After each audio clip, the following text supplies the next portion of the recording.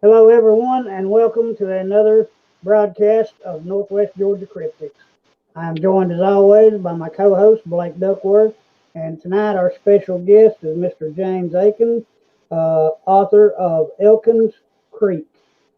James became involved in the Bigfoot world, I think it was back in 1993.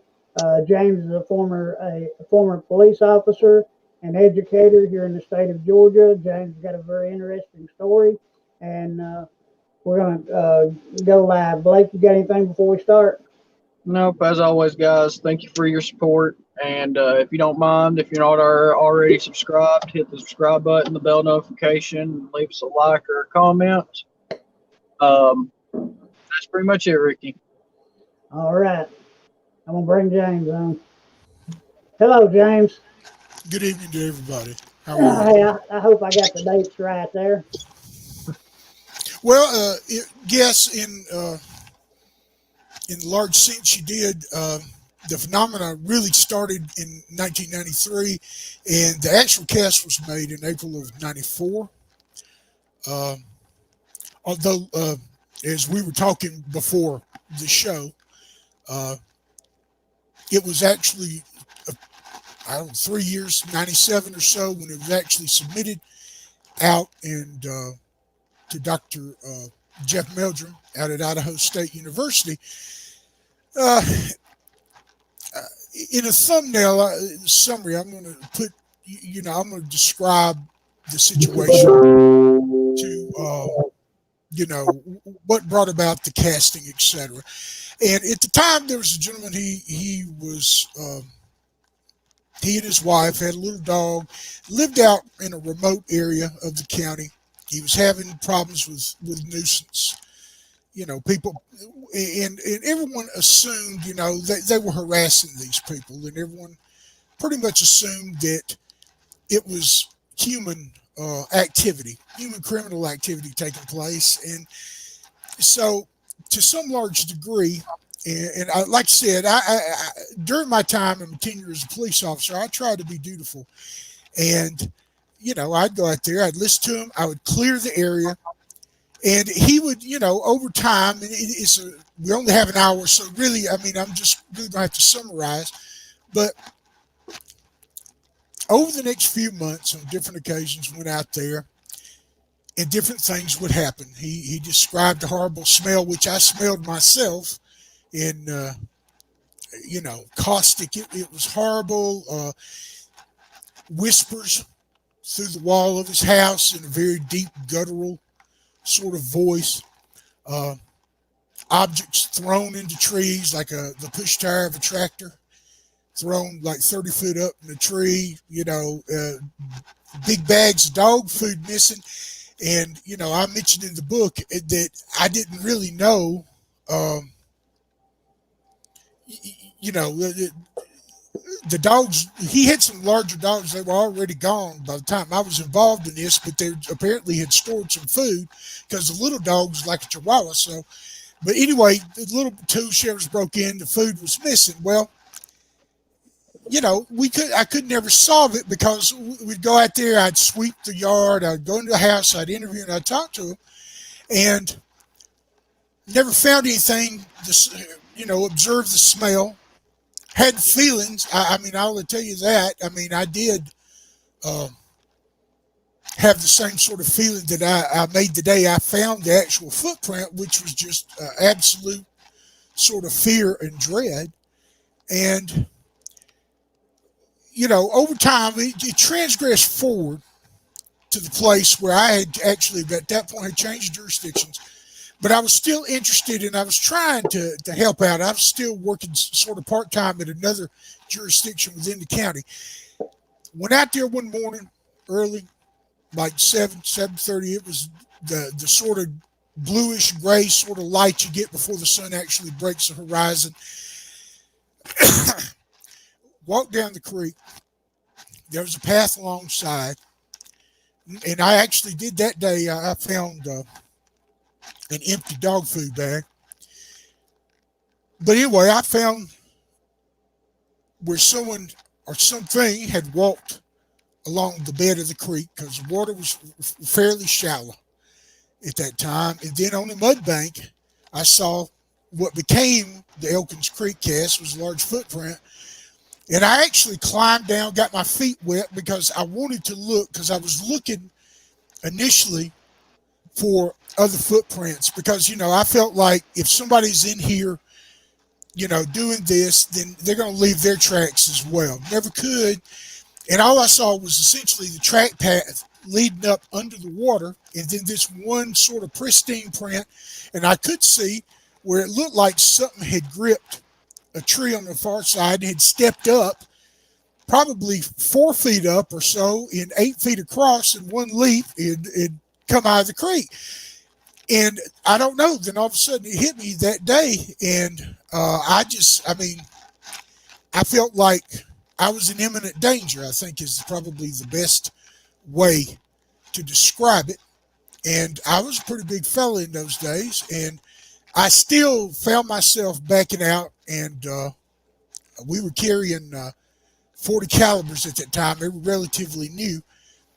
But even with that, I didn't want to tangle. I just wanted to leave the area. And I did. Well, anyway, long story short, I went back, decided that, maybe I'm just, maybe I've had some weak knees and a little bit of chicken liver there. Maybe I need to go back down and man back up. Although the footprint was enormous, and the thought of whatever could have possibly made this terrified me. So I did. I went back. I made the cast. I waited, but I didn't have the feeling on the second time. And another thing, too, is I smelled in ozone, like a smell of ozone, like there was going to be a lightning storm in the area. But it had dissipated as well. I had encountered that when I got down to the area. I made the cast. I come out with the cast. And, after it had hardened and I could actually extract and move the cast, and it was just pure luck. But my first instinct on this was not that it was Bigfoot. My first instinct was, somebody is goofing on the old man, or somebody's goofing on me, essentially. Somebody's playing a practical joke from the sheriff's office. Something's taking place, something's happening. Well, I contacted people I knew that were still at the jurisdiction. And I said, look at this. Took it over there. They looked at it and said, well, I'll contact, the sheriff at that time. He's deceased. And nobody wanted anything to do with it. So I said, well, okay, I'll take it on. Although that day, this person was from that area, and he had told me, he said, well, they found those before. And I said, what do you mean? Like down in the Flint River on the bottoms down there, his uncle knew of several places that were deep in there where they had found these in previous years. So, at the time I was like, well, maybe somebody's got, a penchant for making fake footprints or whatever. And, I took it back. I set it up in the closet. A few years later, I encountered a friend and who became a friend, rather. At the time, he was an acquaintance, but he convinced me to allow him to send it to Grover Krantz, Dr. Krantz. And Dr. Krantz wouldn't make any kind of ruling on it. So he sent it back, and then it was sent out to Dr. Jeff Meldrum, who then a few months later sent it back after he had gone to see Jimmy Chilcutt out in Plano, Texas. And they said that they had microdermal ridges and said it was consistent with the footprints that they find out in the Pacific Northwest. And it was one of the few, he said, that ever been able to extract the dermal ridges and microdermal ridges and all that stuff from it. So that really began my trek in this. I didn't believe before. I was skeptical at the time. And we formed at that time, a few of us that were in the area, we were still young, full of vim and vigor, the Georgia Swamp Ape Research Center. And so we basically, instead of chasing reports, we started focusing on that area. And we did that for a few years. And really, I've only apart from this, I've only ever found two more acceptable sort of tracks, but neither of them, they were down in the mud in the bottoms, and they weren't castable. There was never been anything I've encountered that was as presentable as that one thing, and I think that was just chance that it was a particular kind of alluvial red clay that it took the mirror of whatever this foot was that impacted in the soil. Well, I basically I pursued that. I changed careers in the meantime, but I didn't lay this down. I just changed my tactics because I had begun to have doubts. I was like everybody else. I took the information that was available, and all of that was basically at that time exclusively from writers who were either from Western Canada or the Western United States and the Northwest up there, and so I was looking at that time for an exclusively biological creature. And like we said before, you brought me on and we discussed for a few minutes, I don't preclude that there might not still exist a biological creature. Okay? This is my motivation in this is more or less to solve the mystery than to attack someone else's theory or what someone else believes that this creature may be. Because I'll tell you truthfully, I don't claim any expertise in this. I've got a question. Yes, sir. Now, what is your theory as your paranormal outlook on it? Like, if you had to break down what you think, as far as paranormally they are, like, do you think they're from another dimension? Do you think it's elaborate on your theory? Well, really, like I had said to you before, I think that we are in a place now in this field where we need to essentially break up possibilities into like a pie chart and have percentages of what this thing may be. That I'm not taking the percentage off that it could be some sort of biological creature. However, what I do know from what I have encountered, what I have seen, what I have experienced, is whatever these things are, they are biological for periods of time. And you see, that's what I want people to get is too often, and I've been involved in manhunts, I'm a native Georgian, and I was in Georgia before it turned into some sort of megalopolis and had all this housing and stuff. I've spent the greater part of my childhood out in the woods, roaming around and stuff, back when there were woods. I'm not fresh in the woods around Georgia. I'd be in Alaska, I'd be lost as a haint, as they say. But in Georgia, pal, I know my way around. All right. These things seemingly have the ability to come and go as they please. Now, I don't know if this is some sort of mechanism that means that they have some shielding mechanism. I don't know if this means, like you mentioned, that there's some sort of interdimensional being. But I will say this. I believe that all along, we've missed the forest for the trees. We should listen more to what the Native Americans have said about this creature. And the Native Americans essentially said, well, he's a spirit man. He has the ability to become invisible. He has the ability to turn into flesh. He has the ability to move about and come and go as he pleases. And whether if that was misinterpretation and it actually is a biological creature that has some type of, like you said, cloaking abilities or some that they have paranormal powers, whether Right. whatever that is. Well, I think our perception, if it is truly a 100% biological creature, then their ability is so superior to ours in the woodland that they might appear to be paranormal. Okay? But one incident, the thing that drove me from researching on my own It was the last track or path of track path that I ever encountered, and I was by myself. I had gone off down there pretty much just for a few hours. I hadn't planned to be overnight. I was just really sort of scouting, going out there and taking a look at an area. I was following along. I encountered this track path. Now, this was not, the feet in this were not as big as whatever left the Elkins Creek has. They weren't 18 inches. They were a little bit smaller. I'd say probably 14 or 15 inches.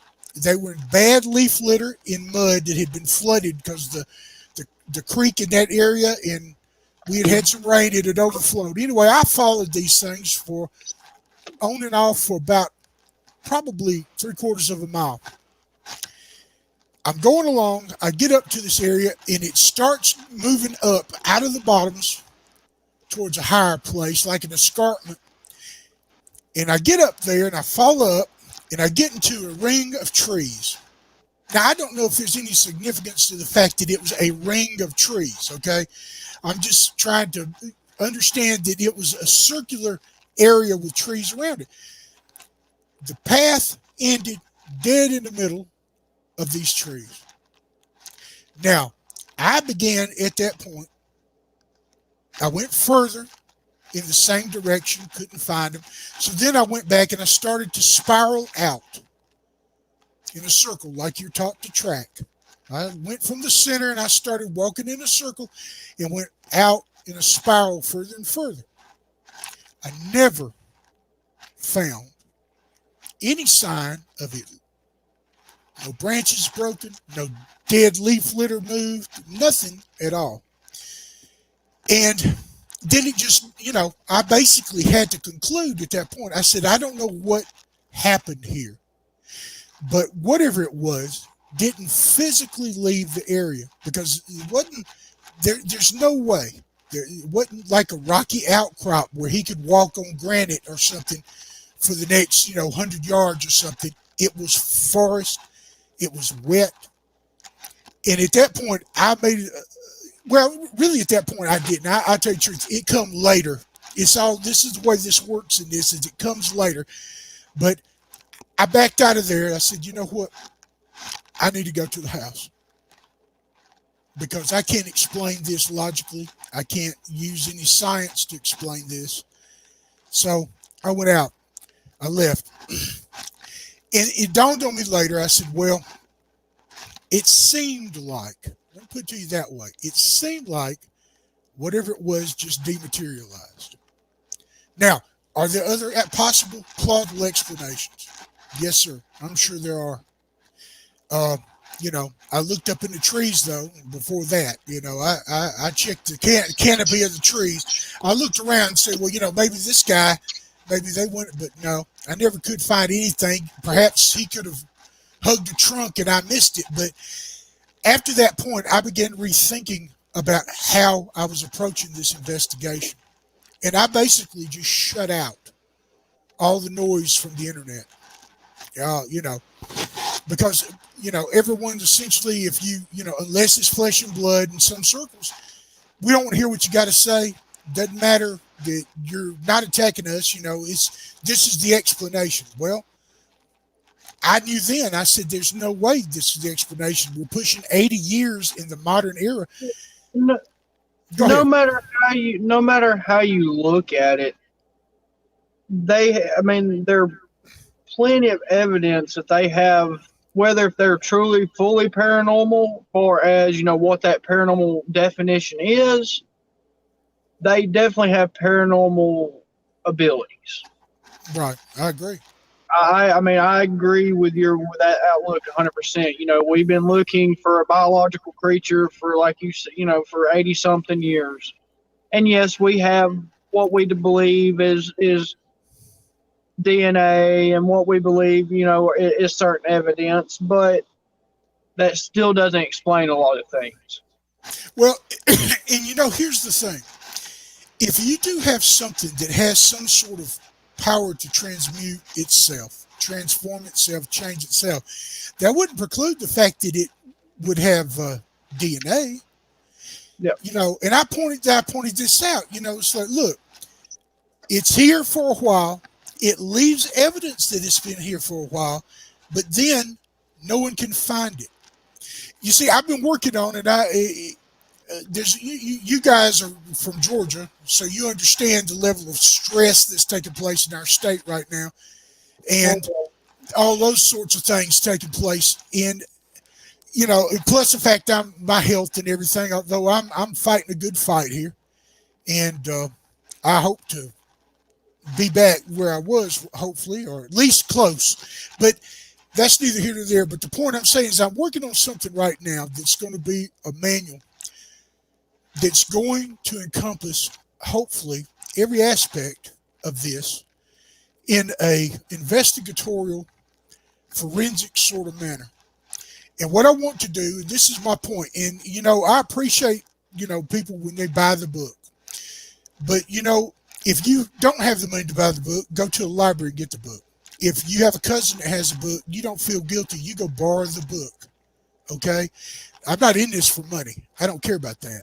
I'm in this because I want the next generation of people who are going to be interested in this to not waste time like I have done. I want you to glean my knowledge so that you can go out and have a step up above where I was. And maybe one day, I mean, I hope I live on to see it, but if I don't, that's okay.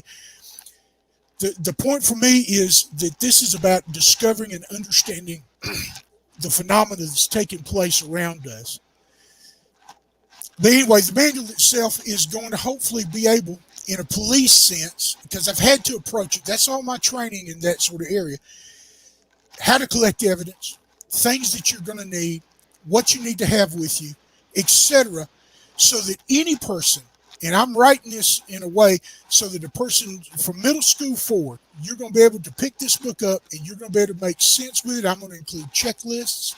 I'm going to do all the things I feel like are necessary to help guide or hold a person's hand so that if you want to go out there and examine this, you go do it. Now, I had 2 books in progress, but I'm going to fold the material in one book into this manual as an addendum, because the COVID-19 restrictions and all of that basically hamstrung the other book. I was going to travel. I was going to do some things, hopefully, and interview some people.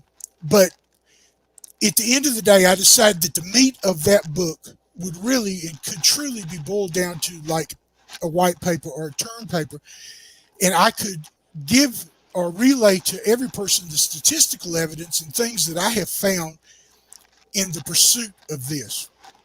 And one thing I have discovered is that these incidents are coming in waves. If we look at different eras and you look at the statistics and you do the time, you go out and find newspaper articles, you consult with people outside of just the Bigfoot community, like Peter Davenport is a person I've used their database soon. Daniel Perez at the Bigfoot Times. Yeah. So that I could glean and thank them if they were to watch. I want to thank them for that. But what I've done is I've looked to see for correlations in between all of this strange phenomena taking place in waves over time. And what I have discovered is there are definite correlations. So, I guess the epitome of Bigfoot sightings is the Patterson-Gimlin film in '67, right? I mean, that's the one that has the film and everybody turns, they look at it. Well, that's what started the Bigfoot craze. That's what started is what we know as Bigfoot nowadays in the mainstream media. That's right. Well, 15, 20 minutes. Really, We need to go now. all this really started in '66. You see, because if you look back at the statistics and the sightings, I'll go not only of Bigfoot, but of other things taking place, it really started in '66. Just hang on. UFOs. Let Blake handle it. Sorry, James. They crescendoed in like '68 or '69, and then it died off for a year. Then it really blew up by '73. So You know, what I'm saying is, during the time frame, and I got to looking back to the thing that launched me on this was around the time that this stuff was taking place in my area back in 93, 94. I started examining the area, and there were UFO reports taking place. There were strange helicopters. There were people showing up who were not native to the county. Cattle mutilations were taking place, and all of this happened, say from 93 to 95, then it died back off again, just like that. The same thing happened. Really, it's a mega one from 66 to 73. They have some lulls in it, but by 73, it had truly blown up. And if we think about the fault monster is coming along all through that time, along with myriad sightings of Bigfoot in the Pacific Northwest, plus the Patterson-Gimlin film. This even goes back, if you're really willing to go back, to 48. When the first UFO sightings were really published, there were also reports that you'd never hear about of flying humanoids. Okay, like this is on topic but a little off topic. Okay. You know, that's one of my theories, and this is kind of one way I'll approach this on a biological aspect side and a paranormal side. I got it. We have DNA that says that the mitochondria DNA on the mother's side is human. Mm-hmm. The father's side, we do not know what it is. Mm-hmm. You're talking about UFOs, and this is where the paranormal and the powers and the mystery of the creature comes in.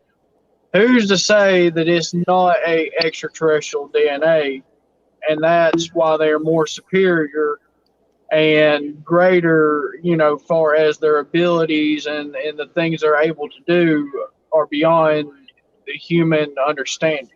Sure. Yeah.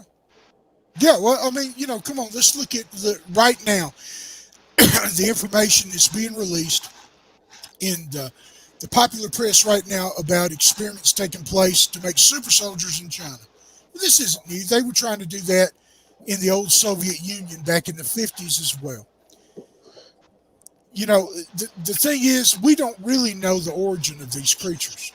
And it's all theory. Yep. It's all theory.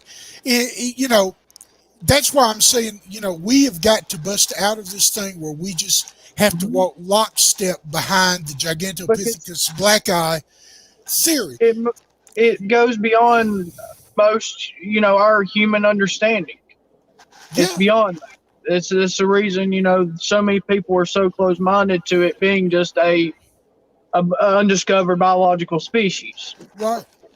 Well, you know, look, okay, if we were in the Himalayas or Himalayas, however you want to pronounce it, or we were in far eastern Siberia, or the Altai Mountains, or even, you know, areas of British Columbia and Alaska, and you told me that the possibility existed that something that is a remnant hominid managed to elude our technology and still exist, okay, I'm not going to just preclude that you're wrong. I'm not going to come out to you and say, no, I don't think this is correct.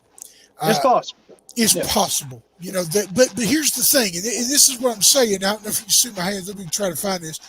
Every year, the possibility is like this. Because, you know, the United States government, the Chinese government, the Russian government, other governments have satellites in orbit that they're using to surveil us.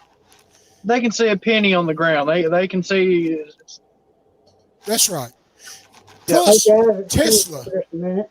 Sure. Blake, I've had a family emergency. I'm going to have to run down here to Calhoun with Bryson right quick. So I'm going to let you go ahead and continue the show, okay? Okay. All right. James, I'm sorry, man. No, you go take care of your family business. Family is what's most important. Thank you for having me on, sir. Thank you. And Ricky, I don't know how we're going to end, how it's going to end the broadcast. Okay, I'll do it. Just give me about 30 minutes. I'll be back to end it. Okay. Okay. All right. Thanks, guys.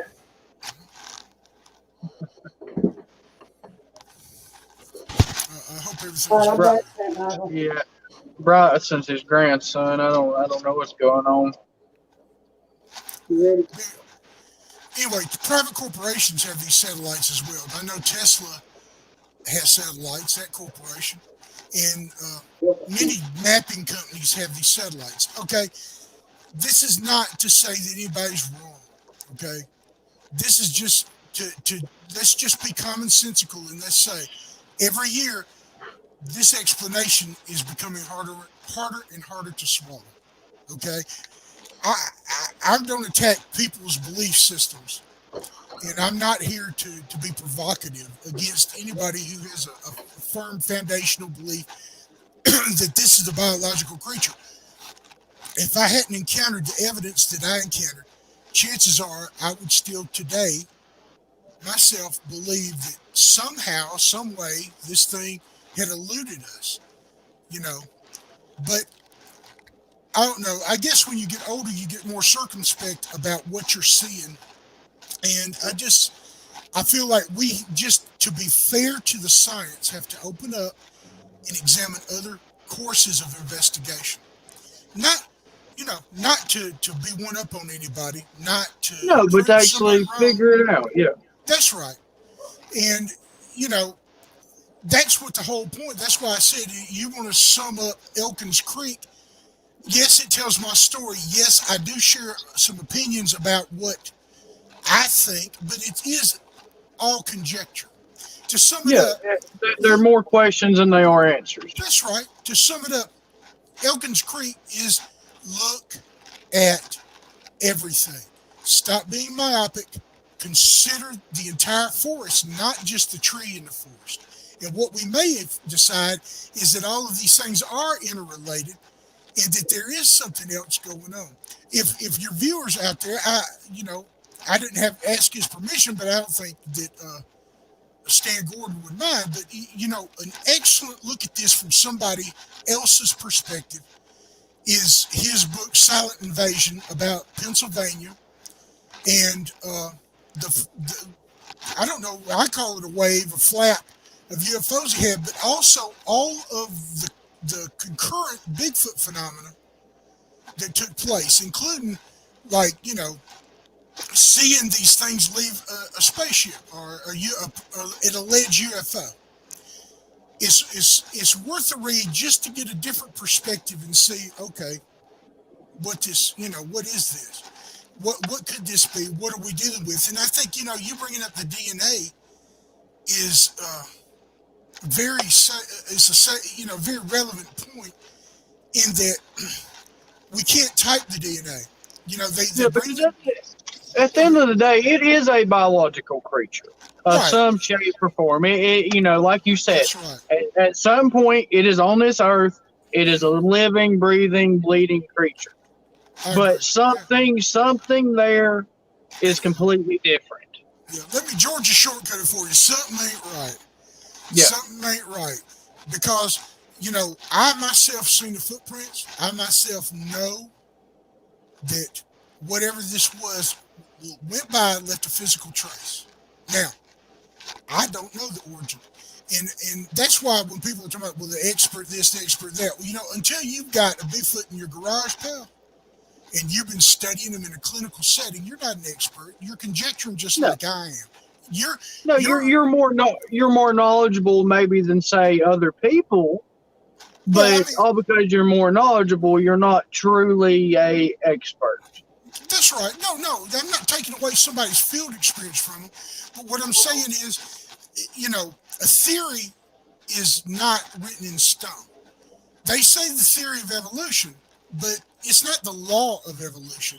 If we talk about thermodynamic laws, that means that I can demonstrate repeatedly that this phenomena is going to take place if A, Have, B, and C happen. have the But same result every single time. every single time, but now we're far away from that with these things. So everybody, including myself, are theorists, have hypotheses, and we're all groping, we're grasping in the dark. We're trying to figure this thing out. And I would gladly, I'll just tell you the truth. If you told me tonight, well, I'm Blake Duckworth and I have a Bigfoot in my garage, and I've been studying the Bigfoot, and you come over to my house and you can smell the Bigfoot and look at the Bigfoot, I'm going to immediately cede ground to you and say, well, you know what? Blake Duckworth is an expert at Bigfoot, and he's got to know more than I do about Bigfoot because he's got one Yeah, in his he's got house. one in his house. That's Yeah. right. He's got a Bigfoot living here. But until you do so, you're just out there swinging around just like you and I are, and Yep. you're trying to figure it out. I mean, it's to me, it's a simple thing, and I don't see why people get upset about it because I'm not saying anybody's wrong. I'm just saying, hey, let's It's be the real. same reason we're going through what we are in the world today. I mean, the exact same reason. I mean, somebody's got to be right at the end of the day. And in a subject like, anything, even anything in the cryptid world, you, like you said, it's all theories. Nobody is exactly correct until we have a body and we have it on the table. That's right. But this is what I would say. And I'm just kind of I'm not changing the subject, but I want to talk about possibilities for people in your generation to look towards because I'm winding down. I mean, I'm not dead yet, but I'm not 20 anymore, and I know I'm not. So it's going to fall on people like you and your generation to go out and pursue this. And this is what I would say is that go with an open mind, collect everything. Don't don't preclude anything that you find. Doesn't mean you have to apply it in your theory. It doesn't mean that you have to you know make this the thing that you hang your hat on as an investigator. But the thing for you to do is to go out and just collect evidence and create data points Yep. and say in this number of cases we've encountered this phenomenon. We didn't have it in this case. In this case, we had it 2 times. And create a file so that you can look at this in an objective manner. And then from the data, start forming the theory about what these things are. Now that's squared away empirical science. Well, and that's kind of one reason I have my theories the way I am. I've encountered some weird stuff. I'm 30 years old. I've actually been doing this since I was 18 years old. Mm. I had my first encounter back in 2011 with Ricky, and I'm actually a paranormal investigator. It's one of the main things I actually do. So it helps. That alone helps me go about my investigations differently than some people do, and my open mindedness about the situation, about the subject. Um, I listen to every. I mean, I don't even care if it's the craziest theory in the world. I'll listen to somebody's theory on it. Whether if I can automatically discredit by just listening to the theory, or somebody's opinion on something. But I agree with you 100%. Watch everything, pay attention. That's right. It's use your senses more than anything. That's right. Be observant. Record everything. Like I said, I am endeavoring to leave a person once this book is the next thing is completed. I'm going to have like almost like an incident form a police officer will use. Just going to put it out there. Going to set it up on my website so that the person is going to be able to download the thing and use it as they please. The book itself, I really probably would like to have it spiral bound, but that's an issue, I think. So in the end, it may be perfect bound. So that means it'll get some spine wear.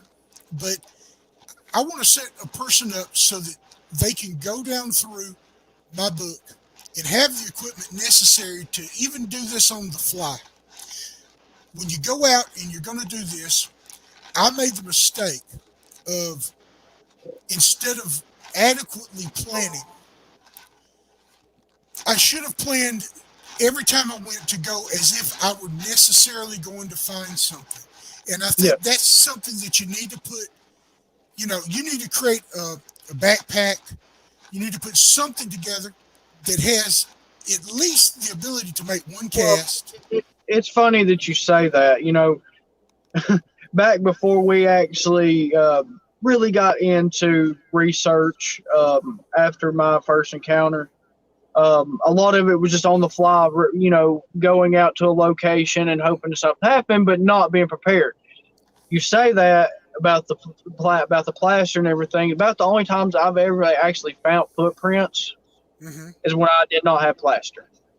Well, and that's the way it works. I mean, it's just so that's why I'm saying what I say. Be prepared. Get your little kit together. I'm gonna detail, and obviously, everything I put in my book is my opinion. I'm not claiming. I'm just saying this has helped me. This has changed my thinking. This will help you too. And I'm trying to do it so that a person can get their stuff together for minimally, less than $200. I'm trying to work it out so that if a kid in high school is into this and they're interested in this, they'll be able to gather the equipment necessary just from stuff at home to And put that's together what we an and investigation that's what kit. we need. And that's what we need. I agree with that 100%. I think that's a great thing you're doing because that's what this subject needs. We have plenty of what we call researchers. A lot Right. of them are just sit behind a computer and do nothing but internet research. Then you have your field researchers. Um, Field research is going about, and I think the completely wrong way nowadays. Not saying everybody wants to go out and do howls and take trail cams and stuff like that, but it's apparently not working to yield evidence. Well, I So have an entirely different approach, and I challenge anybody out there. You do this. Uh, Used to do all the things you just mentioned. We tried all that, but the things that got the most attention, at least in my experience, we were stealthy. We didn't announce to the whole round world that we were going to go do this. We just went out and did it. We acted just like people out there camping. yep, Not saying that's it. That's normally how we go about our investigations. just We'll set up camp, do our thing. and It pretty much just be out there. that's right. And one thing that also I tried, and it did uh, yield some, although it's real tricky now. I got the thing off the internet, and I have never been able to find it again. But we're actually going way back to the time we were still, you guys could get MP3s and 4s and stuff. Now, in those days, it was still cassettes. Yep. And, the sound of kids playing, that sort of playground, sort of kids hooping and hollering and stuff. Gets the curiosity out in them. It'll bring them in more than anything I've ever seen. Cooking food, coffee, things that smell good, bacon especially, brings them in. Of course, it brings everything else in. Coyotes, everything else comes in too.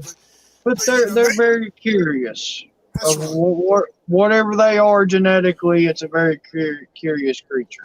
Well, they do eat. And you see, here's the thing. I've noticed over the years a lot of people have focused on deer. And you know what? I'm not saying that deer are not on the menu, Forage, yeah. okay? But I tell you what, I think that the smart investigator knows that their primary source of protein is fish. And I believe that if Bigfoot is indeed the hide and seek champion of the world, he's also probably what they call it, noodling. Noodling. Well, I believe He's a noodling champion also. that's right. I believe that is a year-round, constant source of protein. Hence, why we see them all the time on Around water. creeks, around Well, water. you've got to have water I can't talk. Sustain. To live. Yeah, Yeah. to live. And most creeks, even if it's a small creek, have trout in them at least. That's right. Most Well, at least, they do. yeah, at least up here they do. Then once you get down the rivers and bigger creeks, you start getting your bass and carp and catfish and stuff like that. But Hmm. I mean, they usually have fish in them. And they also scavenge. Lady out in the Navajo reservation, I think Brenda Harris is her name. See, she was one of the ones that kind of opened my mind up, and I mentioned her without her permission, but just to say that her reports and the things that she said finally made me understand that okay, this scavenging stuff, they're going in to get the dog food out of trash cans. They're going after the corn. They're going after easy pickings. They're having this sort of thing happen out there on that reservation. And in addition, a lot of the phenomena that I mentioned before about the disappearing tracks and stuff, they're having it out there as well. Okay, adjacent to a river out there on the reservation. I forgot the name of the river. It's out in New Mexico. But the point I'm just saying is, if this is another, this is something else, and whether I want to accept it or not, I have to be honest and say, chances are, am I going to discover this thing? No. Do I want to? Actually, at this point, no. No, I like the fact that you guys say you're no kill yeah, because we're no kill, and I mean, like me and Ricky both have actually had visual encounters, okay, along with other encounters. So we don't really. Of course, we do this to spread the awareness and to we do our investigations to try to gather evidence. But our main objective at the end of the day is not to prove it to anybody. mm-hmm. We don't have to Just prove it to yourself, ourselves. to We just yourself. enjoy to do it. Yeah. That's right. Yeah, and that's where I'm at. I'm at the place where if I were to go out, I haven't been out in a while. Like I said, I've been sick, and but I do, and this obviously be up to the person. But I carry a firearm, but I don't carry a firearm because of Bigfoot.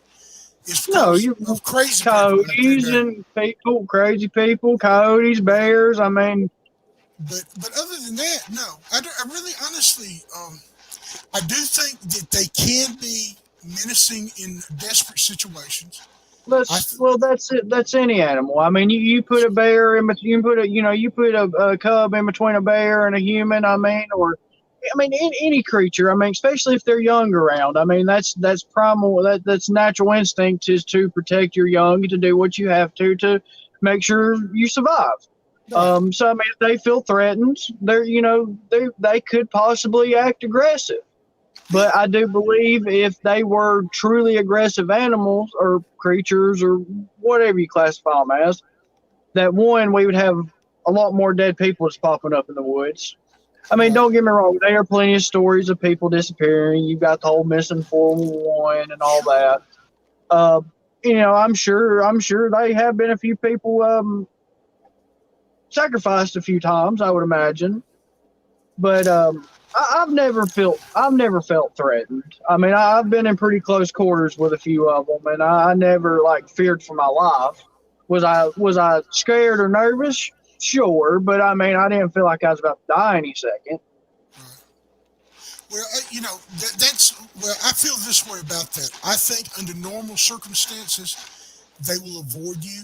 I think in the case of the situation at Elkins Creek, because and I only say this because of the secondary evidence that Dr. Meldrum shared. He felt that the fat pad on the bottom of the print cast was emaciated, and I think that if under duress, I think we are on the menu. And if you look at Dave Politis's books in 411, almost universally the people that go missing are children, older people, people that if we were like hunting, you know, like a lion on the African, in the Serengeti, he's going to pick off the animals of the week that he can get. Yep, yep. They don't want to work That's no harder for their food than they have to. that's right. So I'm just saying, we have to be cautious. We have to be circumspect. That's why I emphasize don't go out by yourself because we really don't know what we're dealing with. Take at Well, least a that's partner. usually when all the a lot of your missing 411 stories. That's what they are. That's Somebody that was isolated by themselves. that's right. So I mean, if you put yourself, like you said, if they don't see you as a hard meal to get, Yeah. I mean, I think that's actually a real possibility. Um, another couple of things I've heard or I've encountered, and I or think who, or who even or who even says that we're. I mean, not necessarily meals. I mean, the heck, there's stories of somebody getting kidnapped by a Bigfoot, and supposedly they took them to their den or their wherever they live. And, I mean, I don't know how true the stories are, but there are a few credible ones. right. Well, yeah. I mean, we don't know, and that's the problem with this is as an investigator, you really need to get out and do it yourself. And I understand that the internet plays a real social role, and I endorse it. Don't get me wrong. I think that you guys, if you have an investigation group, I'm all for it. I promote it. Go out, share time with each other, talk about this, do those sorts of things. But at the end of the day, you know, you've got to cut as an investigator all of the noise and the chatter, the stuff in the background. Bigfoot did this, Bigfoot did that, Bigfoot Yeah, did the no, other, and focus on the evidence that you yourself can recover from your area. Because what we may have in the South may be different from different what may than be what's up in the there Northwest. Or or anywhere else. And I don't know. I know that I have explored all the way to the Everglades. I've been out in there. Talked with the Seminoles. And you know what? They almost universally, everybody, it's like, well, no, this is a spiritual being. He can become flesh and blood, but he's a spiritual being. You're not going to catch him. You're out here looking, for you may see him, but if you see him, it's a bad omen. You no, know, got so got a question. mhm. What's your theory on maybe them being a shapeshifter? At this point, uh, I think honestly Maybe anything is possible at this point. We want to always we want to because of Western science, we just want to preclude any possibilities. You know, well, that's not possible. It's not science. Well, it's not possible because you haven't discovered it yet. But yeah. like usually, I love that they always trot out the fish, the coelacanth. Well, coelacanth existed and it's prehistoric, etc. Well, the coelacanth existed. Those people off Madagascar were fishing and catching coelacanth the entire time that it was supposedly extinct. They were, kids. They said they were, tasty. We like catching these coelacanths. Then, the Western guy from the university, he shows up out there and says, "Wait a minute, this fish is extinct. How did it end up here?" Well, obviously, guy, it never was extinct. You know, You just didn't find it, you huh? just didn't find it. So, and that's what I'm saying about this is, get out there, look for yourself, reach your own conclusions because your conclusions are just as valid as my conclusions Yep. or anybody else. Don't the only, I'll give Jeff Meldrum credit, but I only give him credit in the fact that he is a PhD in paleontology. And he is an expert on the locomotion of bipedal hominid creatures from the Yep. Pleistocene. I'm going to cede ground to him and say, okay, if Jeff Meldrum has this opinion about it, then chances are he's done the academic work to have this opinion. So I should probably trust what he's telling Probably, me. yeah, probably Right. trust you. But he doesn't have, to my knowledge, he doesn't have one in his garage. Yep. So as to what the origin of this creature is, who knows? And We may never know. We may never know. Never know. I mean, truthfully and honestly, if it is that superior of a being, and it's when how long, you know, how long has the Bigfoot phenomenon been going on? truthfully and honestly, I mean, thousands of years probably. I mean, Yes. Yeah. so within say 5,000 years or longer, we still don't know what they are. More than likely, we never will. I mean, Well, they found pictograms that depict such a creature. Hopi, the Hopi Nation. These are all pre-Columbian things. And another thing that was interesting in my research that I did leading up to releasing Elkins Creek, there's never been a primate fossil found in the New World. Now, they found one in the Panama Canal Zone in recent years, like 2015 or something, but it was from a monkey. It wasn't yeah. necessarily from a great ape or a primate. So, the point I'm saying is, okay, well, we want to necessarily just belittle, and say, well, the Native Americans, they didn't do this. Well, the Native Americans historically brought down mammoths, huge animals. They hunted and harvested all sorts of animals.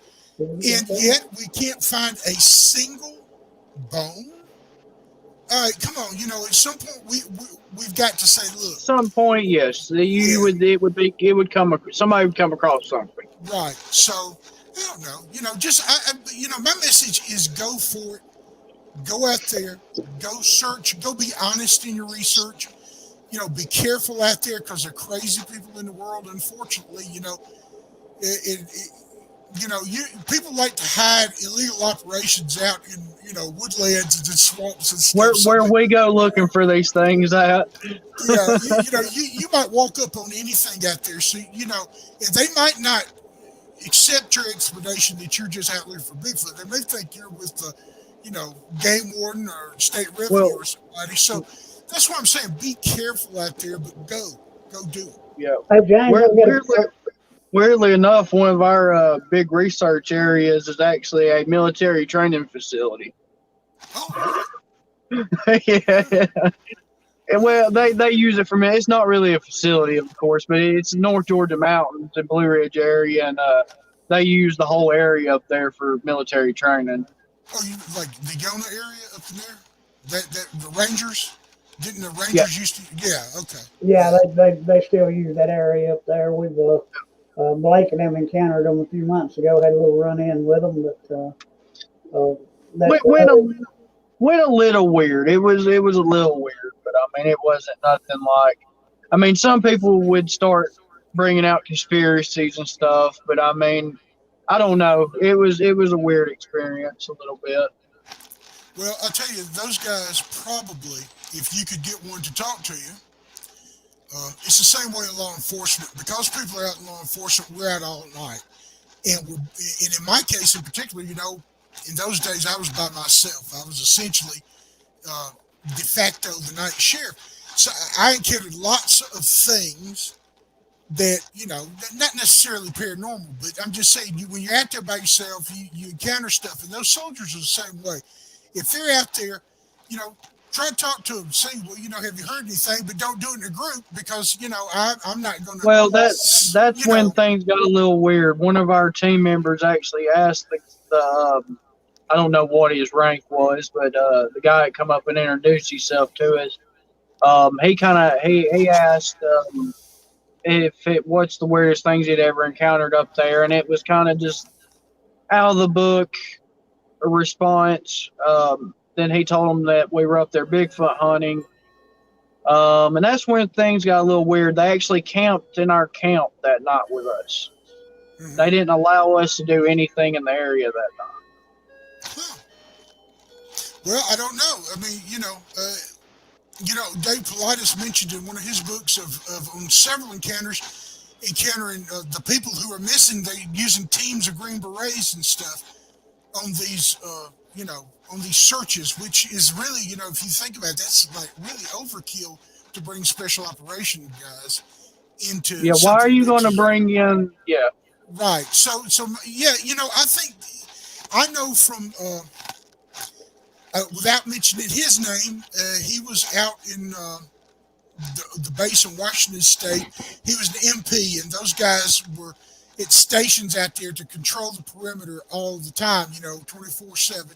And he said they had sensors out there and said that they would on a regular basis encounter hits, and they'd have to go out and search for these hits on these sensors, and said a lot of times, it become kind of a joke that, well, it was Bigfoot again because they could never find these people. So I don't know.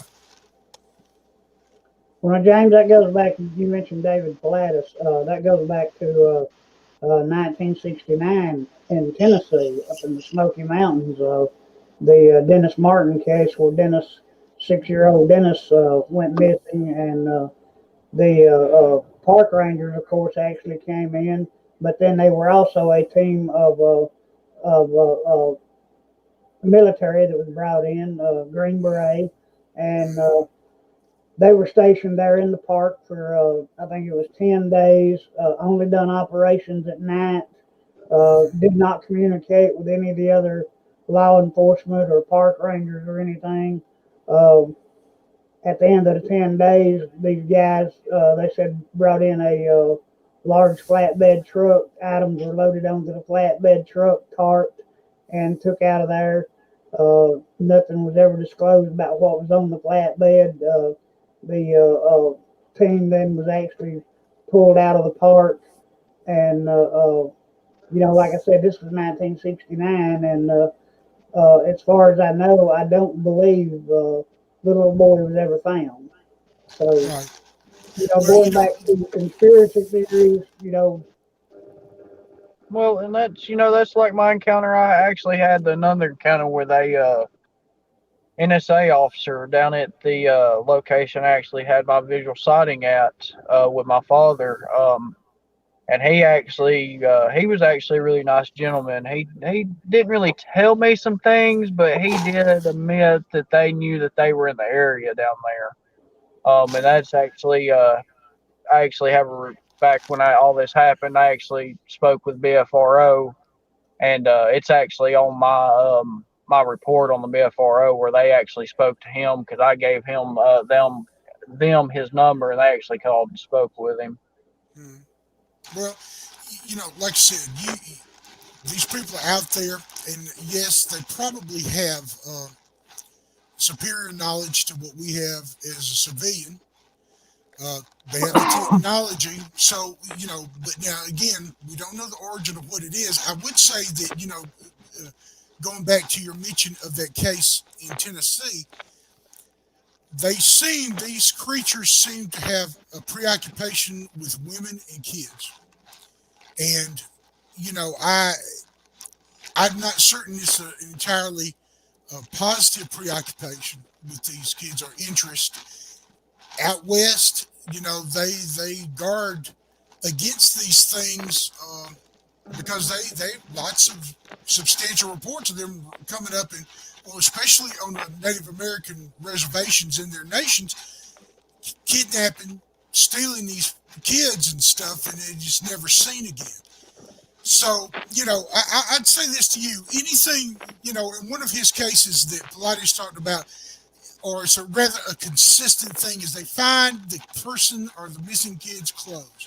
If the clothes are intact, it's so something with opposable thumbs had to go in and take this clothing off of the person.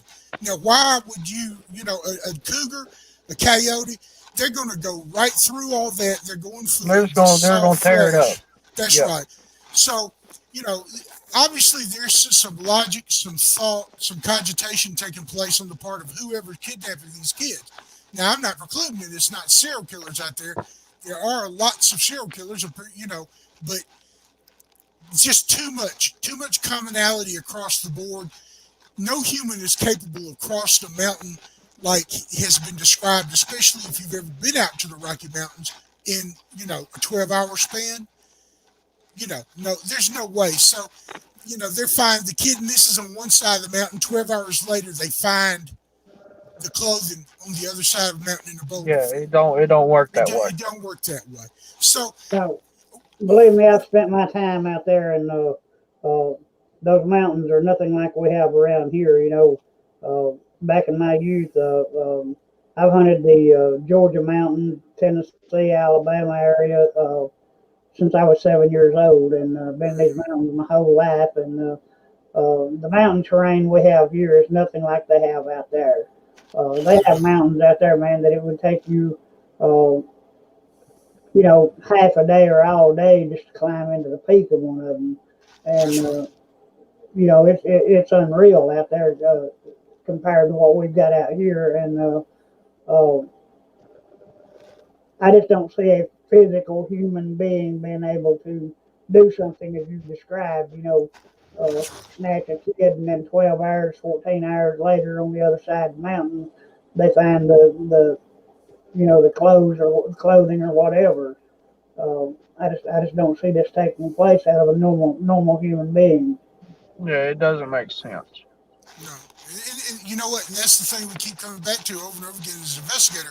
It doesn't make sense. You look at all of this, you try to absorb it, you try to bring it together, and at times you start getting what I like to say an umbrella view of it, which is what I've been working on and developing for the last few years. Is since I've had this time to deal with this mentally and to really sit down and put my brain to work and look at it, that's where my theory has come out about, okay, we were looking at just one tree, but now I think it's time, let's expand it and let's look at the forest. Let's look at the interrelatedness of this entire phenomenon because, you can sit down, I don't care who it is, I've done it myself, I've looked at the sightings, and when these flaps, waves take place, you're going to see allied paranormal phenomena taking place across the entire spectrum of the paranormal world. It's like an upswelling. You're going to see Bigfoot, you're going to see UFOs, you're going to see flying humanoids, you're going to see cattle mutilations, you're going to see the men in black. And that's just when it doesn't make even more sense. That's right. Right. So, what's happening, I don't know. Now, I'm a Christian person, and I look at things, and I always, I give the caveat. Look, this is my foundational theological viewpoint of the world, and I tell you the truth. I feel like there's a swelling in the spiritual world taking place towards some event. What the event is, don't know, but I do know that the intensity of these waves of strange happenings seem to be growing, and they're growing in intensity. If you've paid attention in the understood sense, look back over the last 2 or 3 years at all of the craziness that's been taking place, not only with UFO activity, but other things taking place across the planet in the paranormal world. And we're not quite to the level that it was in 1973 or 5, but we're beginning to approach that. So I would say, if you're out there, maybe, I hope in a year or two, maybe I'll be able to get up, and get back out myself. A couple of operations, but if you're out there, be mindful to look at the entire picture and see what's going on. Do your research. If you encounter something, wherever it happened, or you hear about an encounter, start looking for concurrent events in the areas around you. Well, just talking about that, something weird that we've had happen when we were having activity down at the place I actually had my visual sighting at was orbs. Mm-hmm. When all this activity was going on, we were actually starting to see orbs, like big balls of orbs, not little orbs. Like I'm talking 3-4 foot orbs, pretty bright, about 15-20 foot off the ground. I mean, just weird. I mean, and it was all happening when all this activity was going on down there.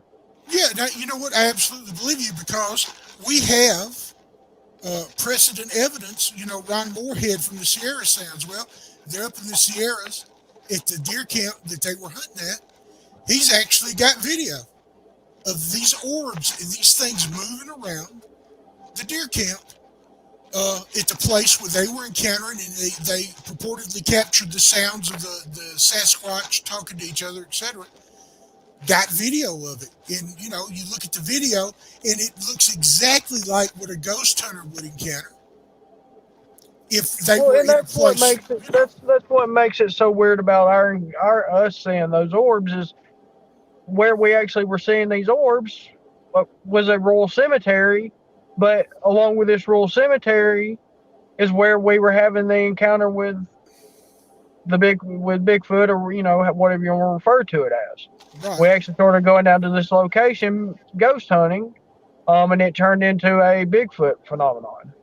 Well, and like I said, I think that beforehand, that would, in a lot of people's mind, investigators' mind, that would have been immediately precluded. You can't mix, lime and orange. It's either orange or it's lime. Well, I'm sorry, but if you're honest with the evidence and what you're gathering out there, that absolutely falls right in line with what I've been observing and have been reviewing over and over again through newspaper articles and people's accounts and stuff. I think that's actually the normal. I just think in the past people have just said, well, I can't tell anybody that. They'll think I'm crazy. Well, you know what? They think you're crazy anyway because you've seen Bigfoot. So, you know what? Get over it and go on and just write down the truth. If you're going to record this stuff, you're going to do it, because, everybody has an opinion. We know what opinions are like, right? So Yeah, everybody's going to have yeah, something to everybody's got say. one. And if you put it out on the internet, the Monday morning quarterbacks are going to tell you how you should have caught Bigfoot, that you didn't even see Bigfoot, that Bigfoot, was in Pascagoula, Mississippi at the time that you said you saw Bigfoot. Look, you know, you just have to cut through all of the chatter and the flack from out there from all these diverse opinions, because that's all they really are, and Well, document. and that's one bad thing about the internet nowadays when it comes to um, one, fake evidence, and two, opinions. Mm-hmm. Uh, Well, I'm not. People, you see, here's the thing, though. You have to take the good with the bad. People need social outlets. I made the choice myself to separate from it because it was just causing me consternation. But like, you guys have like an investigatorial group, a team, right? And y'all go out as a group, and y'all, I think that's very positive and very good. I'm not against that. I think that's a good thing because it allows you to externalize what your intellect, what you're thinking, or bounce theories off each other. And can I you think guys it's still hear me? yeah, I Yeah. can. I'm Yeah. froze. Ricky, I'm gonna back out and get back on it. Everything's froze. Oh, okay. But anyway, yeah, I endorse that. I think that's something that you guys, that's important for people to do because the phenomena is not changing as far as people are still investigating it. And you need an outlet. You need to go. We, especially over this last year, I kind of envy that you guys have been able to get out as a group and do something, with all the lockdowns and stuff that have been taking place. So, yeah, go do that because, as many minds working on this as possible. And I don't. Do you have any women or kids that go with you on the trip, or Yeah, is it? my son does. He's 5 years old. He goes with me every once in a while. Then can't really. My fiance's been with me, but it's hard to get her out there. Like she's all for ghost hunting and everything, but we start talking about Bigfoot. She's not really down Oh, for yeah, it. man. Well, I go ahead. I have a 14-year-old grandson, Ethan, that he's actually watching the show tonight. He goes with us on investigations. He's with us at one a few months back down at the same rural cemetery. Now, we had something strange happen to us down there that night that I don't know. It was actually it was a Yeah, I've cow. never heard anything. I've never heard anything like it. Uh, well, actually, though, Blake, the time over on Blue Ridge that we're over there back in the summer. Yeah, it didn't sound quite like that though. That I don't know what that was. It was, but it was wild. The next day, we found all kind of tracks in the wood line there above where we were camped at that night. That very unusual tracks. They were elongated tracks, but it was more of more Canine. like a canine track than Hmm. a Sasquatch track or anything. And it was a real wild night that night. One of the guys is with us. He wouldn't even get out of camp. Uh, probably what, early 30s, mid 30s, something like that. But I got plumb tickled at him. He wouldn't even leave camp at night because of it. And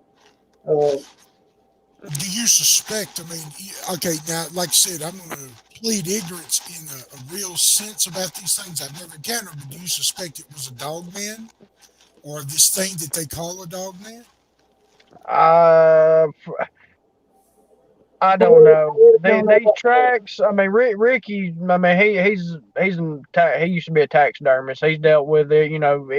Any reasonable animal in the woods, and I mean, these were too big to be a coyote track or anything like that. And what we heard, I don't know. It was a canine top, but it was a yell, scream mix, some weird. I don't know what it was. Mm-hmm. Yeah. it was not I mean, his. I've heard coyotes howl. I've heard wolves howl. This was no coyote, and this was no wolf.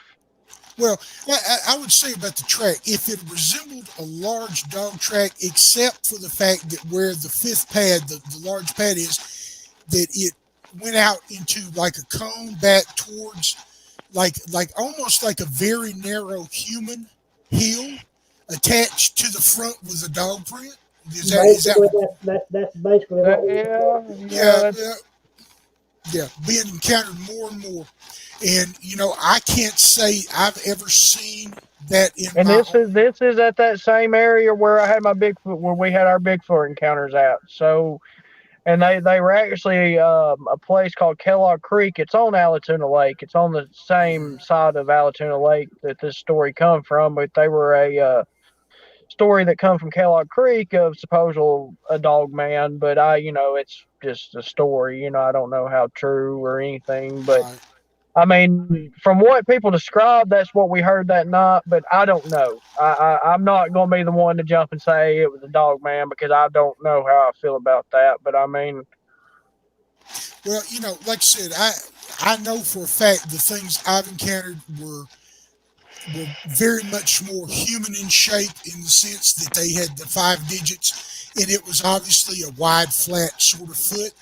Uh, they say there are no cougars in Georgia yet. I know one day down on the fence no, line at some they everyday say play, I encountered, saw a track. Me and had a witness with me that, that was a cougar track, and it wasn't no big bobcat. This was some sort of cougar. Now, was it an escaped pet? I don't know. I don't know anybody that keeps a cougar.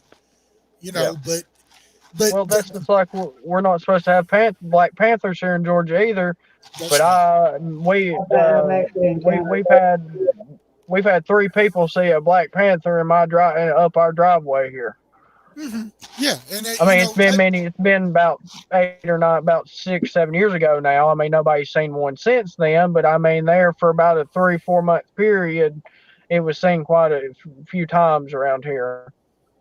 well, I pulled back. I did an article years ago, and they didn't use me, but they used portion of what I contributed in outdoor news. This is way back, probably right after 2000 or so. But I pulled and did a sunshine law, freedom of information request to the state, and I pulled all the records from DNR about the Panthers, and sat down and plotted and did all that, to gather the information. And the concentration was mostly down towards southwest Georgia, the area, say down towards Lake Seminole and up the Flint River Basin that way. But there were plenty up in you guys here up northwest Georgia. Yep. This is not new. People keep encountering these things, and just in, I think it was probably a year or two ago, a person that's a relative said they saw one hop up on their back porch, which, they said, oh, you saw something else, a big tomcat, but this person, I believe the person saw what they saw, and you know what? As a crow Yeah, flies, what I saw, they were no mistake in what I saw. This was about a 4 to 5 foot long feline with a tail about 3 foot long, black. I mean, there ain't no house cat around here. That I mean, if they're a house cat that big, Yeah. I don't want no part of it.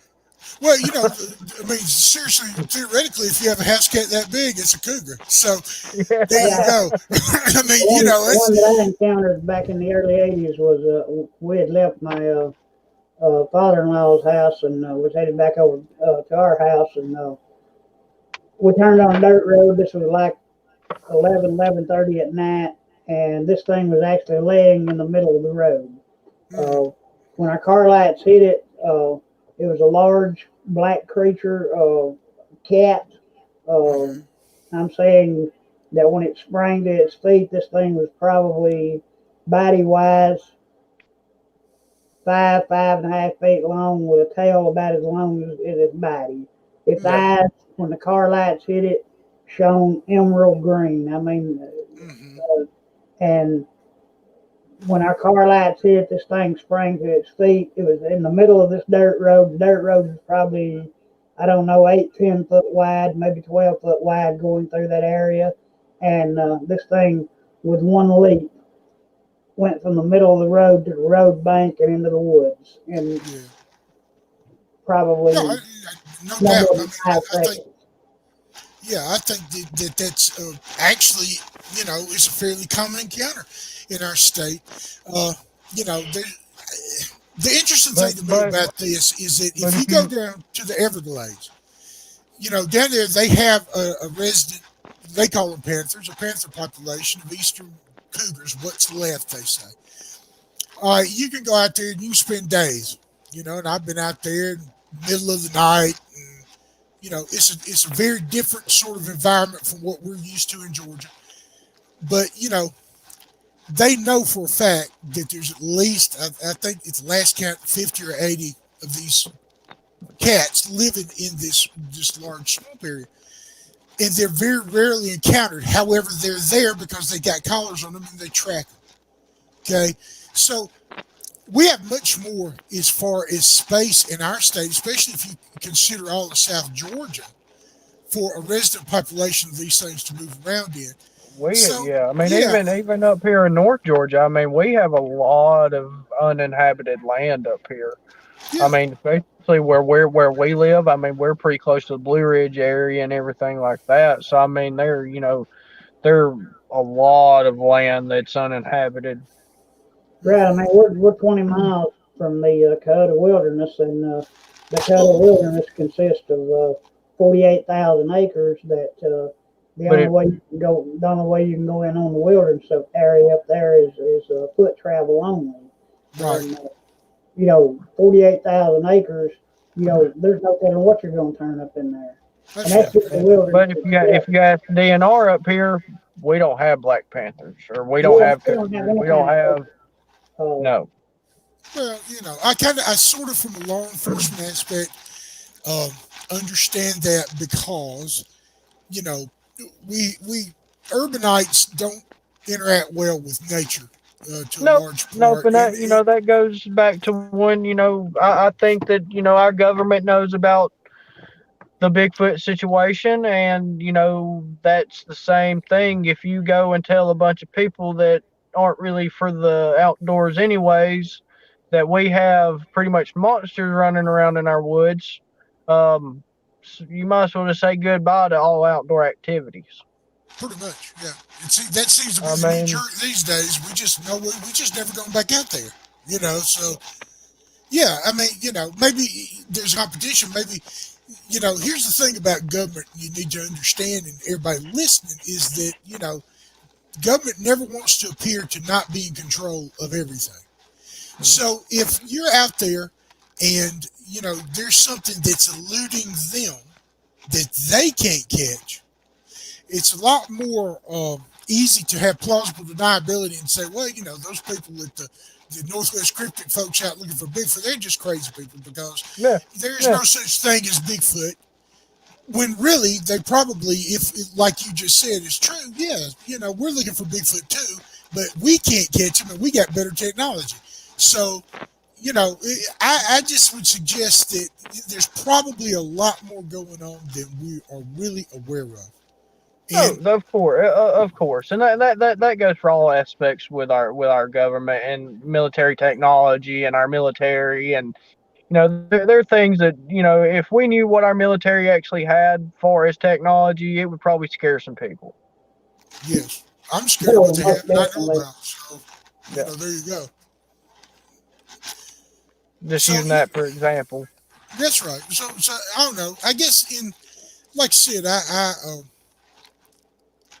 if you purchase the book and you enjoy the book, and accept my gratitude for purchasing the book, like and understand, read through, because I have several sections where I talk about things that were probably tertiary to the main story of my situation with the cast.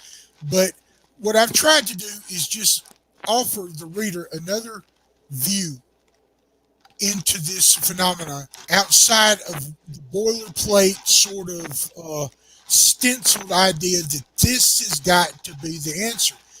Okay, well, if you're a flesh and blood and you're completely devoted to that, I respect your belief, and I'm not here to attack you or put you down or anything else. Okay, The bo- the bottom line is just this, though, which is nobody, 80 be years, discredited. Yeah, you know, not saying that tomorrow. You know what? Tomorrow you walk in with a body, I'll shut my mouth. Is problem solved? I won't say anything else but about it. until Okay, with that said, James, let me ask you this. But now our group is a no kill group.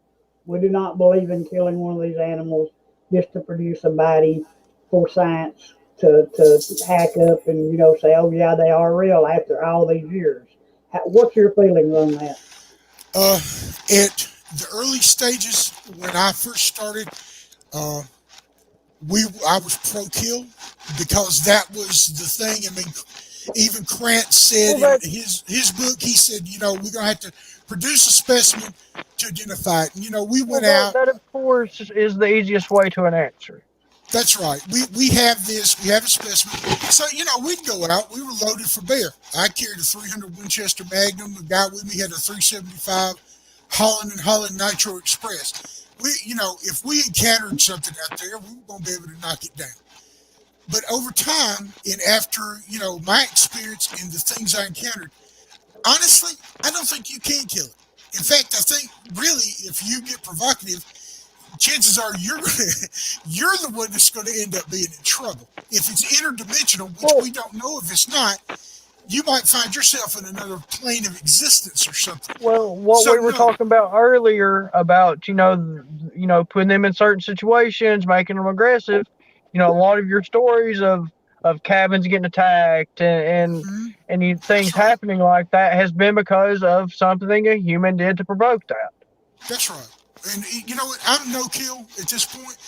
And you know what? I think that comes with age. I don't want to see. I used to be an avid hunter, and I still would. Don't get me wrong. I'm not against hunting. Don't. If things come down to it, I still know how to take a rifle out and I go mean, some harvest a deer deer tenderloin, or whatever. some deer But tenderloin sure are good. that's right. So I mean, I'm just saying. But for me, I was raised that it's something that we should do out of necessity and not for sport.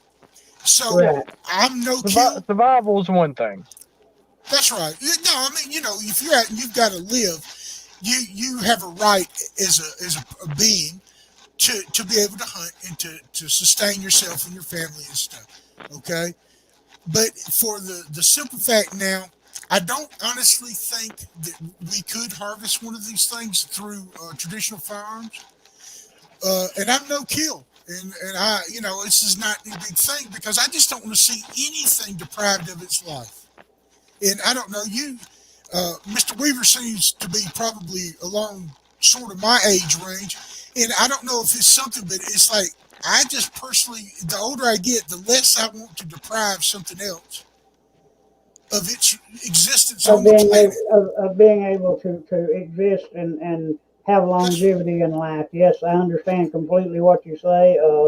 I've I don't know, over the last 10 years, I've got to the point, and I used to be a big deer hunter, big fisherman.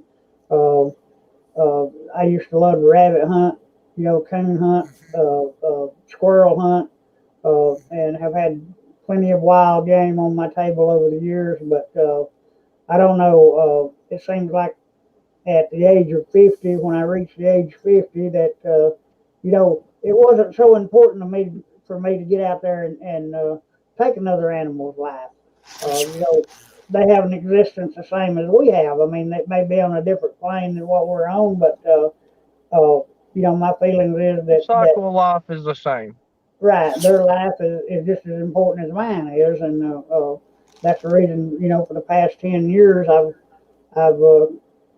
basically put away my guns and bows and fishing rods and become involved in this rather than out trying to kill something. That's right. Yeah. Hey, I'd rather look, preserve what we have. I'm a big fisherman, but I'm catch and release only. Well, no, you know what? I mean, I like fish. I mean, I'm going to eat the fish. You know what I'm saying? So I feel like in a moral sense, I can justify. I'm not really a freshwater fisherman. I'd much rather go in deep sea or do out in the ocean because I like those kind of fish much better than the freshwater fish. I don't know. It's just a thing. But if I catch it and it's a grouper or a snapper or something like that, I'm going to table that. Hmm. So I haven't taken that fish's life for nothing. That fish is going to end up as sustenance or something. I just, I don't know. It's like you were saying when you get the same age of 50 or so, that range. I just said, well, I'd much rather look at the pretty deer than try to eat the deer. Yeah, If appreciate it. yes, Appreciate right, it. appreciate it because I might, even this late date, I might go wild hog hunting or something. But if I do, then everything from the hog that I possibly can harvest is going to be tabled. You know what I mean? It's Right. not going to be wasted. I'm not going to go out and just You're arbitrarily not going to shoot take a life anything. just for the fun of it. Yes. That's right. So yeah, I don't see this whole we don't have the moral high ground to go out and attempt to harvest one of these things. We don't know how smart this thing is. It might actually be smarter than we are. It seems to be. It seems to be able to You elude you us. may end up dinner. You may end up dinner. That's right. He might harvest you, pal. So, you know, go go live and let live. I, I think it'd be I a don't lot think smarter to just talk to I him don't think it's worth it. I don't. I mean, that's one reason we're a no kill group too. I mean, yeah, it's not going to accomplish anything. I mean, even if you do produce a body to the government, I mean, who says that body ever ends up ever being known of? It's probably happened already. Well, I would say this. I'd say that if you did, and you did recover the body, all things politically being as they are now, I think that you would regret it almost immediately. Once it hit the media that you were the person that harvested this creature, you'd be a marked person for the rest of your life, and they would come after you. All these environmental groups, your life would basically be hellish. Now, yes, you would be the person who harvested the Bigfoot, and you would go down in history as this person, but you'd go down as a They'd villain, be more. Yep, they'd be more negativity than positivity. Right. much more, much more. So, you know, just trying to document it. I just think, like I said, we're probably uh, in an uphill battle to actually, in some concrete way, unless we do find a limb or something like that in the woods, some sort of bone, we're in an uphill battle to attempt to really document and prove the existence of this creature in a real meaningful way. So, I just think we need to act like anthropologists and we need to do what we can to observe, to document, to, to study, and to try to define what we're encountering, whether it's a whole big umbrella phenomena or if this creature Well, is one single part of that bigger phenomenon. and I So, think if we learn to coexist with them, you will yield a lot better evidence than going about it in a different way. sure, I think so. Yeah, because, we don't know what they are. I Like I think I said, think I think it's like anything in life. Trust. That's I right. think Well, But you you can. I'm kindly familiar with the area down there where you're at. Excuse me. From where you found your tracks and you cast the track, how far are you from the Pine Mountain Range? Say where Callaway Gardens and that area in there. I'll be Probably right back. as the crow flies, if you the north end or the top, let's say the northern portion of the range of the Pine Mountains is Right, really in a lot of ways the southern line of Pike County. And you know the Pine Mountains stretch across from over in that area all the way down in through Meriwether County down to where you're talking about to Pine Mountain, the city right. proper. Interesting you bring that up because I something I noticed years ago, and I can never think of the gentleman's name. I think it was Brown. Uh, he made a thermal image of a creature down in Torreo State Park in North Florida. Well, I made the trip. I journeyed down there because I wanted to see the topography more than anything. And sure enough, I got down there and they call that the mountains of Florida. And it is in every way except for some few exceptions, like they do have palmettos and those things, very much like the Pine Mountain Range. And I think you guys up there where you're at have much larger mountains than we do here. In fact, I don't even honestly think the Pine Mountains really even qualify as a mountain. They're just really, really big hills, kind of. I mean, they're sort of mountains, but the commonality is water and granite. It's water and granite. I seem to see that in areas in our state, anywhere where these things are seen on a regular basis or encountered, there seems to be the commonality that it's near water and it's also near granite places where granite rock is in abundance and exposed. Now, what does this mean? I don't know. I never have been able to really accurately document the rainfall in the particular areas uh, to see if there's any correlation in that. But I do know that over, if you went further west to the Chattahoochee, there have been encounters over that way. And really, you know, I think it was a fluke. My situation happened on the heels of the hurricane that come through back in '93. It was bad, and everything flooded in the state. You're a native Georgian, so you remember this. You were probably around. Macon got cut off. Albany got cut off. Bridges were swept away.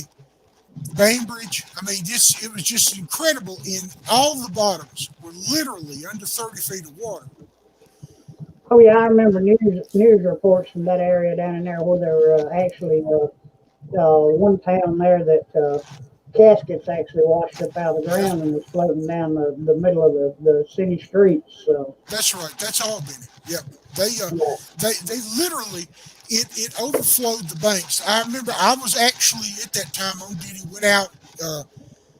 Yeah, I don't know if you've ever been across 74 highway that runs from Thomaston over to Woodbury, Georgia. But the span of that bridge off Highway 74 is probably 40, 50 feet from the road surface on the bridge down to where the actual water is.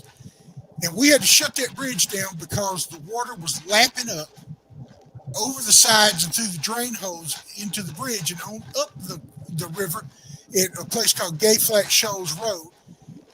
I walked on the edge of the bridge because it was so dark at the night we were trying to call the road department. We were trying to get things shut down. And I shined, I couldn't see anything. Then it dawned on me that the water was so close. It was literally battering the bridge, and I was looking at river water 3 feet from me from the edge of the thing, from the edge of the guardrail on the bridge itself. So it flooded all these swamps. And I have wondered many times whether or not this is what forced this thing, or whatever, we won't call it whatever it is, but it come up out of there because it literally was driven out by this rain. Because right on the heels of that, this stuff started happening. So yeah, I think we have a lot of the same topography as you guys up in northwest Georgia and up in the Blue Ridge area in the sense of the mineral deposits. And obviously, the flora and fauna is the same in our state. But if I were investigating, I would cling to the rivers, to the creeks, and that's the truth. I think that's the best place to get castable footprints. You know, Got got a, is got a go, got a question. mhm, What's your feeling on maybe them using cave systems? possible. I'm not going to preclude anything with this. Okay, we don't know. I know that down in Pine Mountain they have some very small ones that don't necessarily go in as far as anything like you guys have up there in the Appalachian Mountains.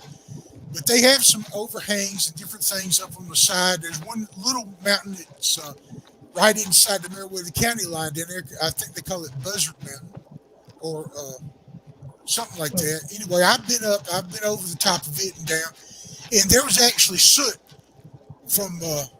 It was very old, but on the top of the roof. So something in the past has had a fire in there. Not saying Bigfoot did that, but I'm just saying other things have found these caves and have used them for shelter, whether it be Native Americans or people from the last century or whatever. So I wouldn't preclude anything in my investigation and looking into these things because we just honestly it's a blank slate in a lot of ways and we really don't know. We theorize, but until we get out there and get into it, yeah, why not? What was the bomber from Birmingham that hid in the mountains? I can't think of his name. Way Um, back in, you know what I'm talking about. Uh, Blew up abortion clinic and then he fled. He spent Oh, 5 years. Rudolph. Eric Rudolph. yeah, I think he spent like 5 years yep. up there in those mountains hiding from law enforcement. And it was only really a fluke that he got caught. I think he kind of sort of gave it up, He got honestly. caught going through a trash can or something, Yeah, that's looking That's for right. Franklin, North food. Or Carolina. Eric Rudolph was one of the, will actually go down in history as being the only human being to actually been able to survive in the Natahaley Gorge in that area as long as he did. Nobody else in the in the record books that they have kept in this area has ever been able to survive in that area the way he did for as long as he did. Well, and that's why I leap back and saying about the caves because I believe he did survive in a cave. I mean, he overwintered, and up in the mountains it gets cold around here. he had to. Yes. That's right. So if he's doing it, why can't these things do it? The real question, uh, and it's interesting you say that because it was a North Carolina sighting, and I heard through the grapevine. I can't. Uh, I didn't investigate it at the time. I was laid up, and uh, but it's not the first time I've heard someone say that they're deer hunting. See, I always love deer season because almost invariably when these guys come back out of the woods, you're going to get some interesting information back out. But this gentleman in a stand keeps hearing something walking around. He's looking, he's looking. Finally, he sees bushes move, but in something walked away. He saw the bushes move, but he never saw the creature. But he knew from his vision and from his auditory sense that there was something out there and something's walking away. It's invisible. Now, he's not, to my understanding, and I've known a couple of folks like this, he's not hunting anymore. What did he encounter? Okay. You can't, yes, I know it's easy as a person to be skeptical and say, well, you know, he's up there, he's high, he's something, he doesn't seem, but the people, almost invariably, the people who encounter this level of phenomenon are not that sort of person. One person in particular I'm thinking of who encountered this was a Baptist deacon. Teetotaler. Straight laced. You know what I'm saying? We ain't talking about somebody who's out, gallivanting around and doing those sorts of wild stuff and experiment with drugs. We're talking about somebody who holds a 9 to 5 job, works, 345 days a year. This is his one pleasure to go out deer hunting. He encounters something out there that's invisible, essentially, is what has been described as. In that day, the one love of his life, and we all know how deer hunters, I mean, down here, I know people in my own extended family who they spend the 3 months or 4 months or whatever it is now hunting, and the rest of the year is getting in preparation to go hunt again for 4 more months. You see what I'm saying? So And that's the way I used to be. that's right, and that's what I'm saying. Somebody who's this sort of person, and they just arbitrarily all of a sudden say, you know what? I don't think I'm gonna hit the woods this year. Now they've hit it the It last was 35, but not this next 36th year. I think that I'm hanging it up. This is something yeah, it's very traumatizing for sure. Yes. that's right. He encountered something out there. Now what it is, your guess is as good as mine. But something is going on, and something circles or surrounds these creatures. Obviously, it's interesting to the government. You guys yourself have told You know, me. that to me goes back to the human mind being able to perceive these creatures. A lot of times, we'll actually see things that our minds will actually block it out, or Right. try to block it out as far as what we see. And I think this is what happens to a lot of people that actually see these creatures or encounter them while they're in the woods. Uh, I had my first encounter back in 1981. Visual encounter from a raft where we were floating a small creek north of where I live here, and you know, it took me months to come to the realization of what I'd actually saw at that time.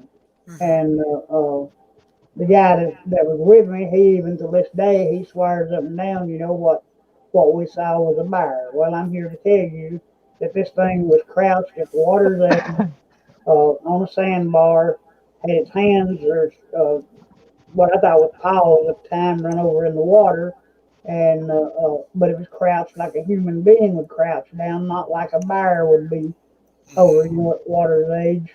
Uh, but when this thing stood up and its paws came up out of the water, it wasn't paws at all. It was just like human hands, all except it was covered in hair all the way down to about the middle knuckle. Hmm. And then the fingernails, of course, were longer on it, but it was hands with disposable thumbs, just like we have. This Hmm. thing was about 5.5 foot tall, weighed probably 340, 360 pounds. It saw us, turned. It was probably about 40 yards from the main wood line, and it covered this in a matter of 2 to 3 seconds. This is how fast this thing could move. Hmm. And I have, like I said, I've hunted since I was 7 years old, and I had never encountered anything like that. And that's what brought me to the mental awakening that there's a lot more in the forest in this area than what I had always perceived. Hmm. No, you know what? I think that your story, uh, it reflects. I feel you in every way in this. I understand and empathize because I had some pretty sleepless nights for the first couple of years after my event, and I like I said, I'm very much in a lot of ways a very logical, sort of analytical sort of person. Most police are. Uh, it rocked my world. Okay, like you, grown native Georgian, grew up in the woods, hunted since I was little. Hadn't you know never encountered anything like that. Thought I knew everything that was out there. Then I encounter this, and what it does is it literally gives you some sort of psychic wake up, and I say psychic in the sense of mental. Um, it, it it alters your reality or your perception of what is reality. I've seen something that could not possibly exist, here where I'm at. And after this, after this takes place, then you go to the place where most people do, which is I start to seek to try to explain this in a manner so that I can cognitively accept either A, I made a mistake, or B, I actually did see this thing on the riverbank. And that's generally, I think, the story for most people who become involved in this is they have that encounter. The encounter rocks their world in a colloquial manner, to say that, and then they go to seek and they get to find themselves involved in this. And I have I have a theory or I have an opinion, which is that you know every one of us in our lives have spiritual awakenings. We all, through our lives, encounter things that are perhaps meant to be. Now, of course, my theology, I'm a little bit more into providence. I'm a kind of a Baptist, in the old Baptist sense, more like a primitive Baptist. But I believe in providence, and I believe that things that happen to you are happening for a reason. Uh, Well, I don't believe in true coincidence. I believe more or less in synchronicity. I believe things line up so that you encounter this, and this opens your mind up to be able to perceive other things taking place. Because well, otherwise, you walk around blind. I think the best way to look at, and this is how I look at life in general, and I think it's kind of like the conclusion to the Knots episode is there are a lot more to life that we will ever understand. Sure, Whether that's if what it be a, that's whether if it's the Bigfoot phenomenon, whatever. I think that the human race has become so naive about a lot of things that so many people are closed minded or only think how they're thought think how they are taught to think in life. And I think that life in general and so many things in this world are huge mysteries. sure. And you know what? That's another thing I endorse to people who are investigating, who are interested in it. Don't hang your own brain up because somebody says this is the definitive answer. There is no definitive answer. If they had it, they'd have Bigfoot in their garage. Yeah. You freely think and you go out and you explore for yourself and you reach your conclusions using good based science, and you document and you think about this and what does it mean to you in a spiritual sense, because it's your journey. Mr. Weaver's journey is different from mine. Mr. Duckworth's journey is different from mine. I have my own journey. They have their own spiritual journey. But I promise that in the grand scheme of things, everybody is working towards some conclusion. And we encounter these things. The Native Americans said to encounter one could be was mostly an ill omen, unfortunately, but it meant that there was a spirit, there was something that was working in the background. And I think that to preclude their explanation is foolishness. I think, just like you said, be a free thinker, because the minute you allow someone else to hijack your ability to question authority, to weigh evidence for yourself, to look at things for yourself. Well, are you an investigator anymore? Or are you a disciple? Are you just a disciple of this person? You know, you go out and do it yourself. You guys, you reach a conclusion different from mine. God bless you. Because you see, that's the point of this to me, is we get out. I'm going to listen to what you say. You have your own encounters. I have mine. But All it's going to do is help everybody learn. If everybody would look that's at it right. that way, it's all a learning experience. That's right. And that, if any youngsters watching or whatever, don't be, read, listen to what other people say, but you reach your own conclusion. And, don't be afraid to go out there with parents' permission, or, or family And that, groups. Make this a family thing. Do and something that's what positive makes with it. just that right there what makes us so great as humans. Hmm. We get to I share mean, this. yep. Yeah, we have the ability to decipher things for ourselves, and reach our own conclusions, and that's what separates us from Yep. any other living creature. It's just So, sad that other people don't love somebody because of the way they look at something sometimes, That's or right. don't like somebody, or I mean, it's shouldn't be that way. No, but I think in the past, in this particular area, there's been a lot of competition about catching it to win the prize. But, you know, this is like playing, the $450 million lottery. Your chances are so infinitesimal that you're going to be the one to do it. Why go about this in such a way that you're going to ostracize people, or you're going to, be unkind to people, when really, if we could just work together, we might reach a conclusion much faster. You See, don't have to agree with somebody's that's right. opinion, but you can respect it though. Well, we used to have a saying back in the day in the church, which is this: you hear a guy's sermon, you eat the meat and spit out the bones. You take away from what, like tonight, you don't have to agree with everything I say. Doesn't matter to me. That's fine. But the things that you might have agreed with, or you might have heard from me, internalize that.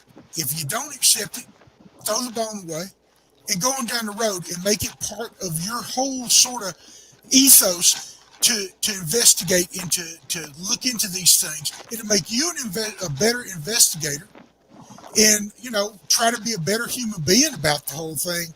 Because if you win the prize is probably going to be misery. Honestly, I'm just being real tonight. If you come up with the creature, get ready, because I think your life's going to be made miserable by the fact that you killed the Bigfoot. Jack Links. A lot of kids love Bigfoot. He's a mascot of Jack Links. He's in all these commercials. Bigfoot's Harry and the Hendersons now in a lot of people's minds, and you're the guy that killed him. So Yeah. Yeah. Yeah. Well, that's what so I'm don't saying. do offense. If anybody that actually killed one of these things is going to end up being the bad guy, no matter what. No matter what you do. So, why get into this for that competition? Instead, let's work together. Everybody thinks you're crazy anyway. So let's be the And crazy together. It's, here's the thing: at the end of the day, we don't have to prove it scientifically. That shouldn't even be the end goal at the end of the day, is scientifically, because if you go after the scientific factor of it, good luck. well, that's what I'm saying. I want to, you have to understand that I'm trying to bridge uh, both sides of this. I'm trying to get people to see that, yes, I feel like we need to have some methodology and some science in it, because, we can't just go out willy nilly and do things without trying to document what we're doing, because you guys up there, on one of your trips, you might find a foot. Okay, well, at that point, you need to, let's get it to Jeff Meldrum ASAP. And so there can be some sort of actual academic, scientific judgment of what you found. That's all I'm saying.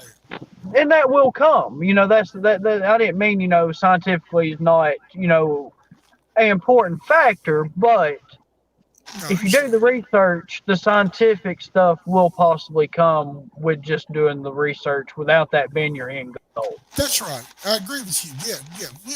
We're not at cross purposes. I just, we've got so many people who just are so based in just science that they've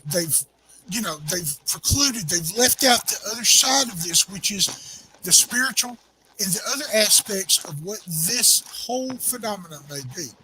So, think for yourself. That's my message tonight to anybody listening. Think for yourself. Yep. That's exactly Couldn't agree right. with you more. As Blake said earlier, I'm not here to prove anything to anyone. I know what I saw. I know what I've encountered. To myself, I know these creatures are real. I know they're out there. Do I know what they are? No, I don't. Do I know what their reasoning for being, in our forest? No, I don't. We just know that there are these things that are called Bigfoot. Right. That's it. Right. Have a name. And It's it may not something. even be a Bigfoot. We just call them a Bigfoot. I mean, They might call themselves something else completely. So, Exactly yeah. right. Mm. Kind of like one of we could have it screwed up from the beginning. I mean, kind of like one of the insurance commercials where Flo is sitting on the riverbank talking to Bigfoot, and she says something about calls him Bigfoot, and he looks at her kindly funny and says, "What did you call me? My name's Daryl." Yeah. yeah, Yeah. I haven't seen it. there you go. You know what? Yeah. Looking for Daryl. Yeah, yeah. We just don't know. Well, James, it's coming up on 2 hours.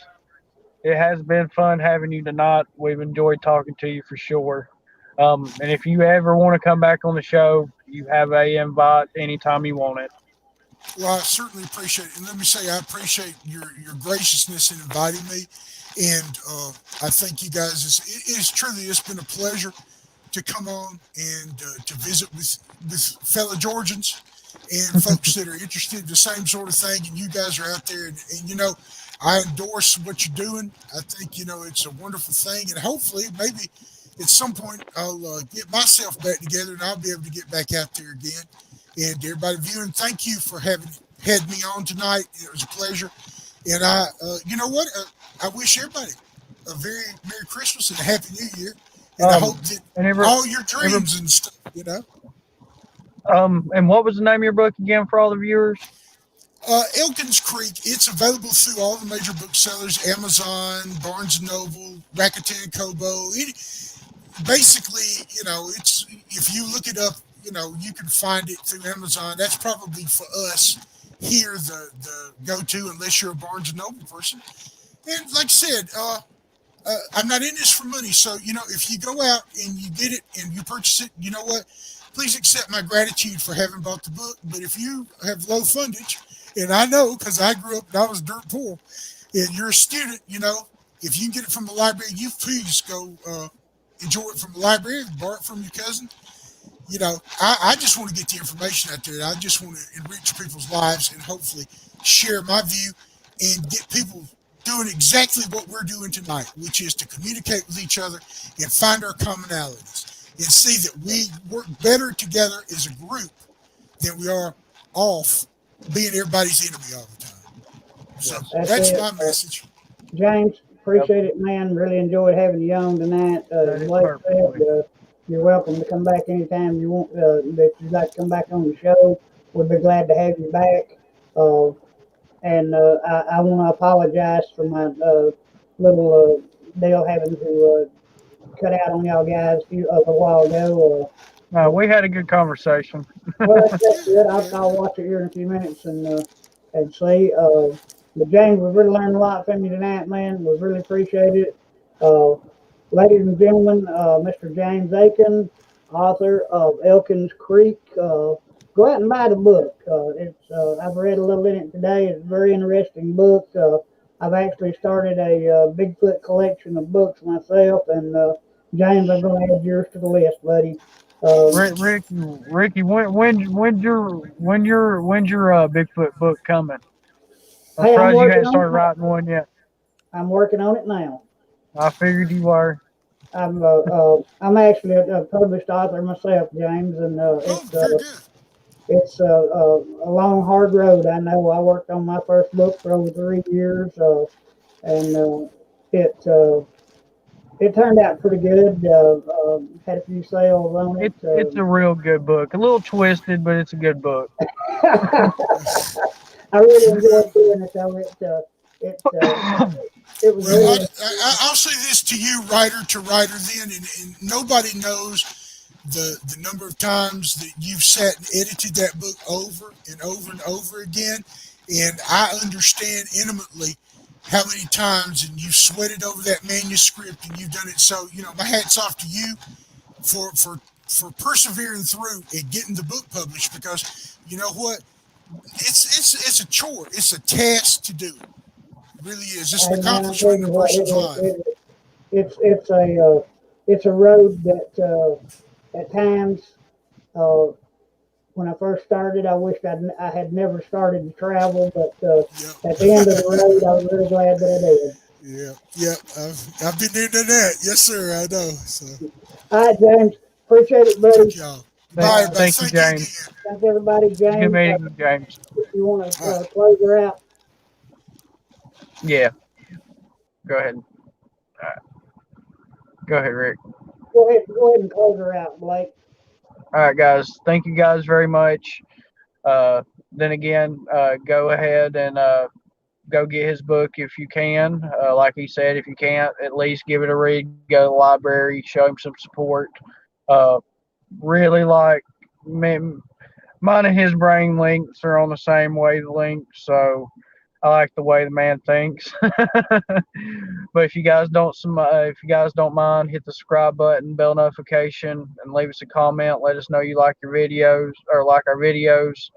Um, we've picked up a few new subscribers on this channel. I want to thank you guys so much. You got anything, Ricky? Now, Mr. James Akin, author of Elkins Creek, folks, get out there and buy it. Show James some support. Buy that book and start your own investigations into this fantastic world of Sasquatch and the paranormal. Blake and I are both into paranormal and Bigfoot. Anything cryptic, anything UFO, anything out there. If anybody's got any stories that they want to tell, they can drop us a line at we get it posted here. They can drop us a line at Northwest Georgia Cryptics at gmail.com. Uh, give us your encounters, and if you'd like to come on the show and share them live with us, we'd be glad to have you. Thank everyone, and good night. Oh, God bless and Merry Christmas. Happy New Year to all.